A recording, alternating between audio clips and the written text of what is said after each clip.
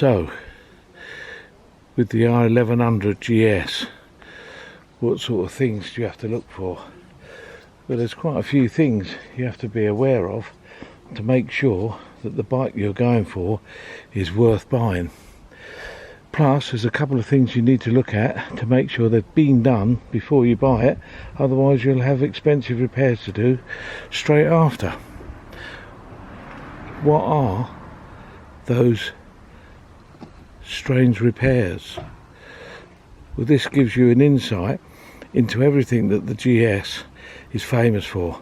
Bearing in mind that the 1100GS was built in the 20th century, so it's a real bike where you have to know how to ride it. You haven't got rain mode, tech mode, anti-skid, cruise control, overtake mode, sleep mode, run up and down the hill like an idiot mode. You've got press the button and it starts, open the throttle and it goes. End of. Here we have the front wheel. Now the front wheel on the GS is famous because of the spokes.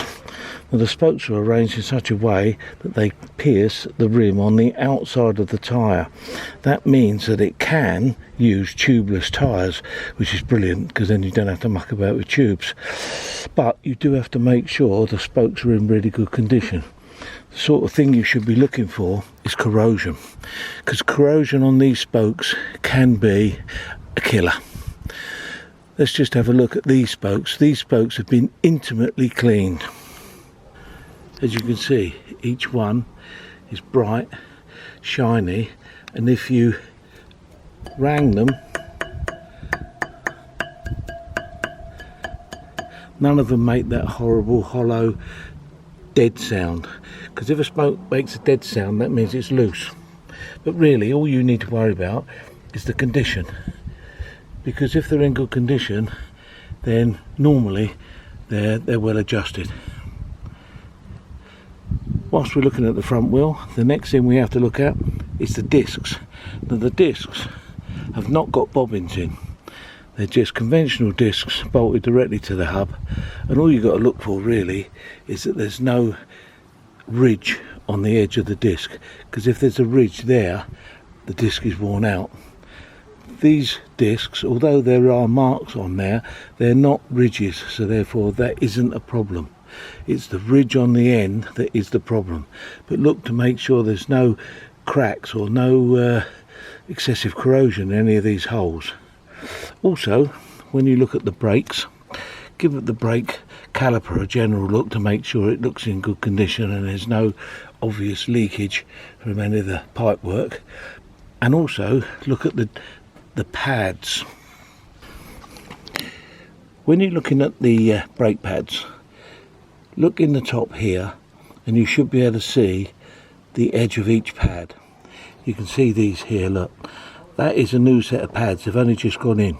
Look at the distance between the two pads. That is an indication that they're in good condition, because if you take the thickness of the disc off of the distance between the pads, that's how much meat there is. So if those pads are very close together, almost the same distance apart as the thickness of the discs, then the pads are themselves worn out. Make sure that this clip is in position. This clip holds the pin, the pad pin. If that clip's not there, that pin can come out and cause unbelievable havoc. Fairly simple and easy checks, only takes a second to do, but gives you a good understanding of whether the bike's been looked after and whether you're going to be needing to do any work in the very near future, as soon as you've bought it. Another thing that you should do when you're on the front is get somebody to lean on the seat so that the front wheel is clear of the ground, and then rotate the wheel. Now, if the brakes are binding, that'll be hard to move. If you can't move it at all, then really the brakes need instant attention. And if it rotates like that with a very slight bit of rubbing, that's completely normal. But it mustn't drag. You must be able to spin it and it should rotate like that. Also, one other thing to look at, this thing here is a reluctor. This is the reluctor for the ABS. That's the ABS sensor. So if there's any issues with this, if it's broken or rusty or got bits of crap on it, that could actually cause a problem with the ABS. These bikes, most of them have ABS. The ABS is brilliantly simple, brilliantly easy to understand, but also very easy to remove. And if you remove the ABS, it is legal.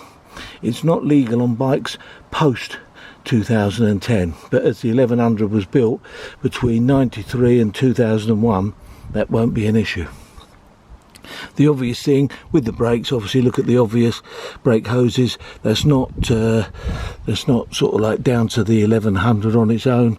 All bikes with brakes are going to need that inspection. Another thing to look at whilst you're looking at the brakes is look at the application. When you apply the brake, it should come to about that position there. That is a good brake with no problems. Now if you pull the brake lever and it comes right the way back to here, but then the next time you pull it, it comes back to there, then that's an indication there's air in the system. But double check to make sure that it is there like that. That is a good brake in good condition, because we know the wheel spins fine. Come into there, fine, excellent, it's good. Front forks and shock absorber. Now quite often MOT testers will foul a bike because of shock absorber leakage. What they're talking about is you'll have an oil leak around the fork leg, like you do on quite a few bikes, and that is an MOT failure on most bikes. But on the BMW, the shock absorber is there. The fork legs are nothing to do with the suspension, so therefore they can't be failed for leaking unless they're leaking massively. That there is a shock absorber. So when you are looking at the bike, make sure that looks in good condition. If it's covered in oil or grease, it's knackered. If the spring's all rusty and likely to break, then obviously it needs replacing. Now, these shock absorbers can be adjusted, and I've bought one of these before in the past from BMW, and it was really cheap. It was less than 100 quid, brand new, genuine BMW. I was stunned as well. But yeah, check that out, make sure that is in good condition, because that is your front suspension. Also on the front suspension you've got a ball joint here. This ball joint, as well as the joint at the top, the fork triple bearing, that one there, are the two bearings contained within the steering mechanism. Now there should be no movement at all in that bearing, and when I say none, I mean none. If you get hold of the bottom of the forks and you pull them that way and there's any movement there, then basically no, you've got to get a new one of those. They're not cheap, they're not easy to do, but they are vital, because without that the front suspension would have collapsed. The wishbone is attached to the engine. I've never yet seen a wishbone that had any play in it. I suppose it is possible that that could happen, but I've never seen it. It's quite rare. But if you do find one with wear in the wishbone, I would bypass the bike, because it might have worn through the engine, because that actually bolts straight through the engine. Whilst at the front of the engine, look at where the exhausts meet the head. Normally retained by 3 bolts, some are retained by 2 depending on the model of bike, but these 3 bolts are notorious for snapping, and when I say notorious, I mean notorious. So if you're looking at them and they're all rusty and all crudded up, if you ever have to take this pipe off, and there are a few jobs where you do have to take that pipe off, you might be looking at replacing the head, because that'll just snap. This particular bike, as you can see, has got new studs, new nuts, so if you were to take the exhaust off of this bike, it would be dead easy. I wonder why that is. Oh, it might be because it's mine.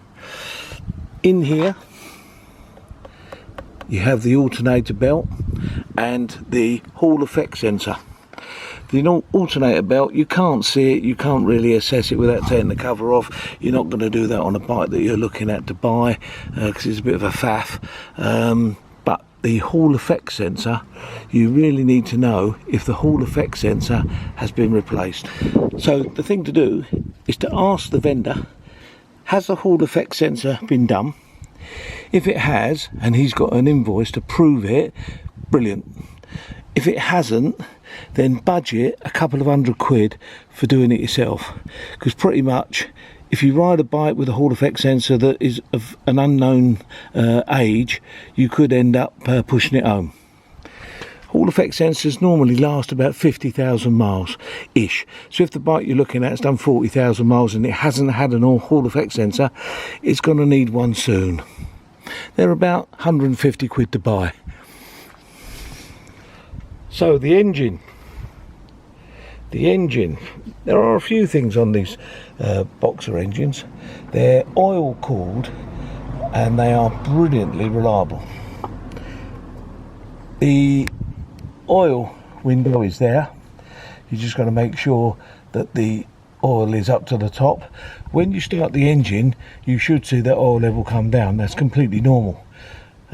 Make sure that it's not leaking oil from around that window, because those windows do sometimes leak, and then you have to knock that window out. It's like an oil seal. You knock that out, put a new one in. It's not the end of the world, but it's a little bit of an iffy job. This here is the return from the oil cooler.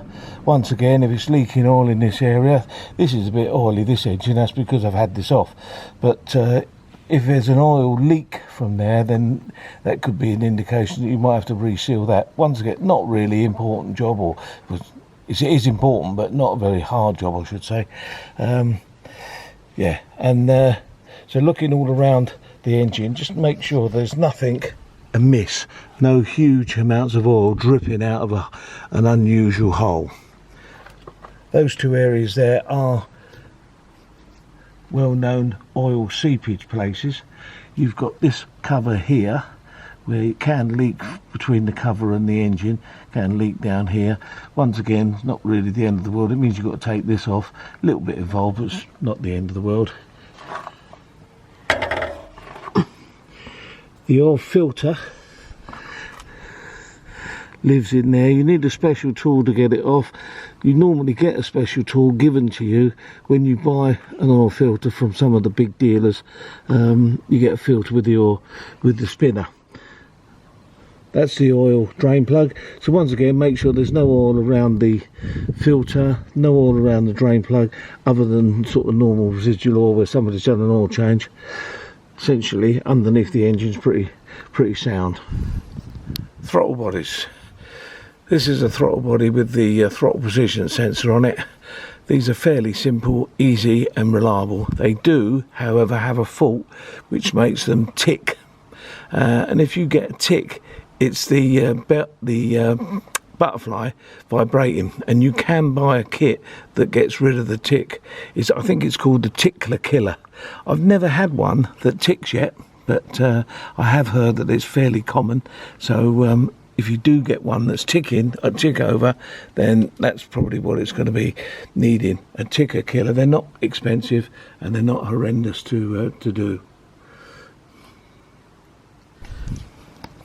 Another thing that the boxers suffer from is cam chain tensioners.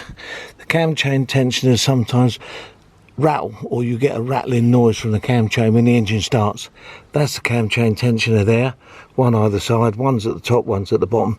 This one is the one on the bottom. They're simple to do. You just undo that, buy a new kit. I don't think the kits are expensive, and bolt them back in. But once again, I've never had to do one. I've been lucky. I haven't had an oil head with a rattly tensioner. But that will be another thing that you might notice. When you start the engine up, it'll rattle for a few seconds from the area of the cam chain, and that's why.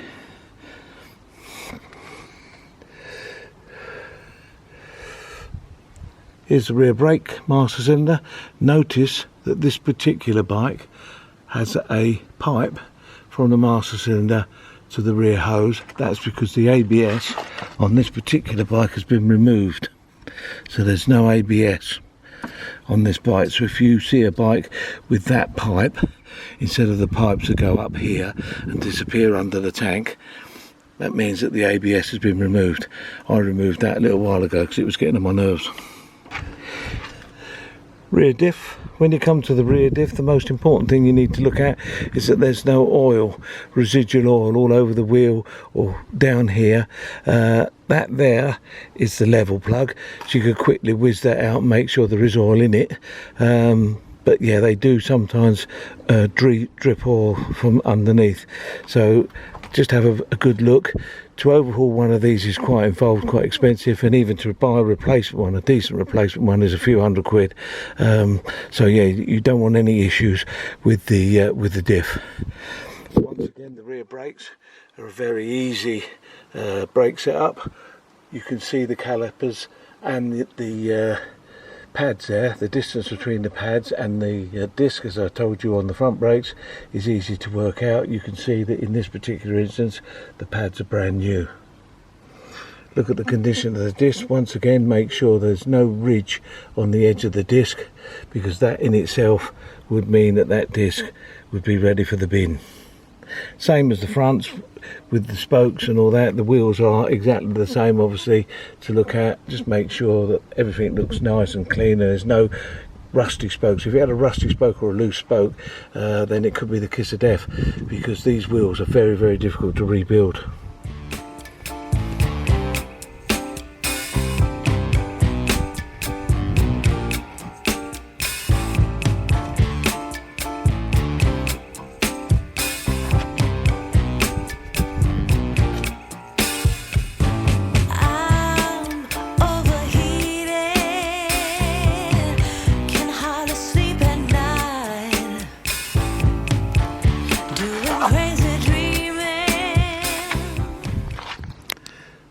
Rear shock absorber lives in there, lives a bit of a hard life, and as you can see, even with this particular bike, it doesn't look immaculate.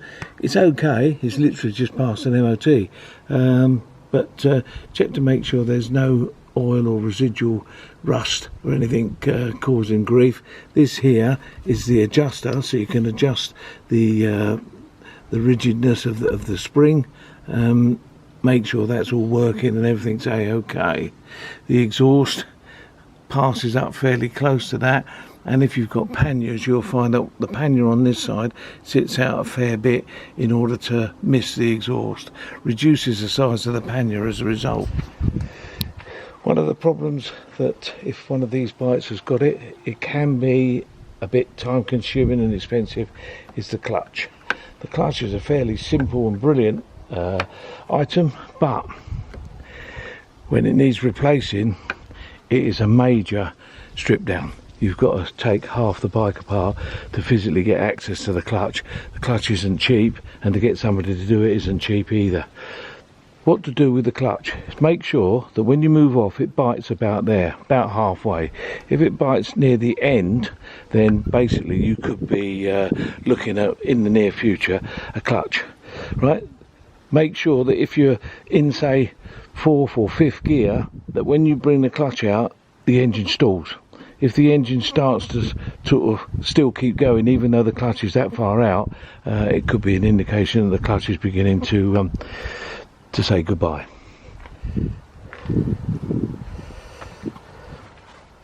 Rear seat. There's a lock here. This locks both seats. Turn it that way and the back seat comes off. Again, and the front seat comes off. So each seat is locked independently. That means you can ride without the rear seat in position, and quite a few people like to have just a single seat and use this for storage. But this bit here is the toolbox, and the genuine BMW toolkit is located in there. Now obviously, if you're in a single seat situation, this top has got a lock on it so that thieving swine can't steal your tools. So you can buy a lock-in top if you want to ride single seat. Hello, boy. This is what it should sound like.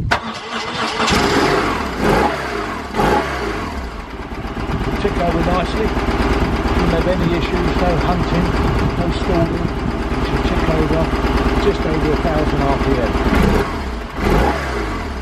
Neutral light should be evident. There is a low fuel warning light there.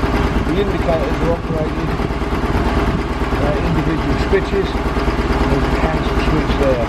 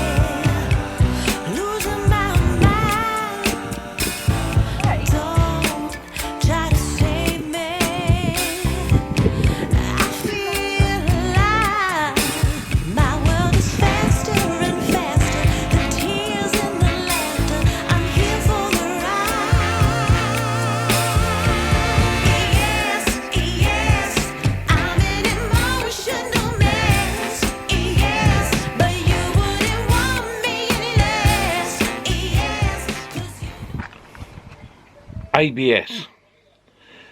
When you turn it on, both lights should flash continuously as shown here.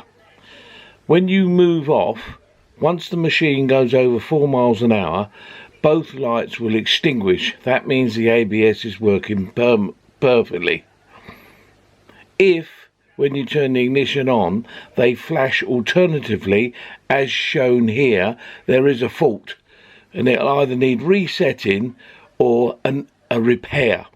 See my other videos to tell you how to do this. It's important that you check this out. Road test. When you take the bike out for a road test, you've got to make sure that it feels right, that everything works as it should do. But on these GS's, one thing that you must pay attention to is the gearbox. Second and third gear. If it jumps out of second or third gear or won't go into second or third gear properly, then that is a common, well-known fault of these gearboxes, which means replacement of the box.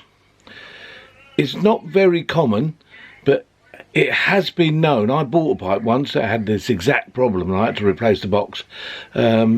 So on the road test, the final thing that you need to make sure is that the gears are all select perfectly. In second and third gear, select the gear, then accelerate and de-accelerate, accelerate and de-accelerate to make sure it stays in the gear. That way then you know that the gearbox is fine and okay. If it pops out, then basically leave the bike alone, or budget for another box, which say about 600-700 quid. All right.